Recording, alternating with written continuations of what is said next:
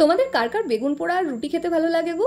আমার তো ভীষণ ভালো লাগে, তবে বেগুন খেলেই হয় আমার চরম অ্যালার্জি, প্রচন্ড ঠোঁট জিভ এগুলো চুলকোয়, কিন্তু তাও আমি এই খাবারটা খাওয়ার লোভ সামলাতে পারি না। আজ সকালবেলায় আমি বসেছিলাম একটু পড়তে, পড়া হয়ে গেলে দাদার ঘরে এসে ওর জানালায় যে মানি প্ল্যান্ট আর অ্যালোভেরা গাছটা আছে ওটাতে জল দিয়ে দিলাম একটু। বাচ্চাগুলো এত দুষ্টু আমাদের বাড়ির যে এই ঘরের জানলায় উঠলেই অ্যালোভেরা টপটায় উঠে বসে থাকবে। গাছে জল দেওয়া শেষ করে আমি চলে আসলাম রান্নাঘরে, এসে দেখি মা ব্রেকফাস্টে বেগুন পোড়া বানানোর জন্য এখানে বেগুন পোড়া আর টমেটো পোড়া করতে দিয়েছে। আর এখানে আমি একটু মাকে হেল্প করছিলাম, যে দিকগুলো পোড়া হয়ে গেছে সেগুলো উল্টে উল্টে দিচ্ছিলাম। তারপর বেগুন আর টমেটোটা পোড়ানো হয়ে গেলে মা বেগুন পোড়া মেখে ফেললো কাঁচা পেঁয়াজ দিয়ে, যেটা খেতে ভীষণ ভালো হয়েছিল। আর আমি এখানে কার্টুন দেখতে দেখতে খাচ্ছিলাম, তবে এর মধ্যে একটুখানি ধনেপাতা পড়লে আরো ভালো হতো, যেহেতু নেই তাই আর দেওয়া হয়নি। তারপর চলে এসেছিলাম ছাদে জামা কাপড় মেলতে, আর ছাদ থেকে এসে ডিম সিদ্ধ খেলাম। হাফ বয়েল খেতে চেয়েছিলাম, কিন্তু ডিম দেখি ভেতরে সেদ্ধই হয়নি। ডিমটা খাওয়া তো আর হলো না, তাই আমি এখানে লেবু চা বানাতে চলে আসলাম। এখন লেবু চাটা আমিও কিছুদিন ধরে খাচ্ছি। বেলার দিকে আবার রান্নাঘরে এসেছিলাম দুধ চা বানাতে, কারণ আমাদের পাশের বাড়ির জেঠি এসেছিল, তো এখানে আমি মা,